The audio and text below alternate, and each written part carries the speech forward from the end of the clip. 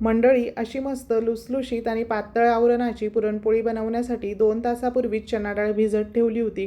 गरम पाणी करून घेतलं, त्यामध्ये चणा डाळ, थोडंसं तेल, हळद घालून कुकरच्या 3 शिट्ट्या करून घ्यायच्या आहेत. गव्हाचं पीठ घेतलं, त्यात चवीनुसार मीठ, थोडंसं तेल आणि हळदीच्या पाण्यामध्ये आता हे पीठ भिजवून घ्यायचं. एखाद्या कापडामध्ये बांधून पाण्यात आता 15-20 मिनिटांसाठी भिजत ठेवायचं. आता डाळ शिजली, यामध्ये गूळ घालायचा. जेवढी डाळ घेतली तितकाच गूळ घातला. वेलची पूड घालायची. पुरण इथे शिजवून झालं आहे. आता कणिक छान लुसलुशीत अशी तयार झाली पाहिजे. एक उंडा घ्यायचा, पिठामध्ये घोळवून घेतला. त्यामध्ये आता पुरण भरायचं आहे. त्याचं टोक व्यवस्थित बंद करायचं आहे आणि आता दोन्ही साईडने हलक्या हाताने पुरणपोळी लाटून घ्यायची. छान सर्व बाजूंनी एकसारखं इथे पुरण पसरतं, बघू शकता तुम्ही.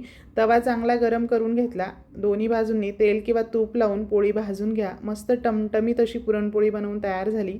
व्हिडिओ आवडला असेल तर एक लाईक आणि जास्तीत जास्त शेअर करा. धन्यवाद.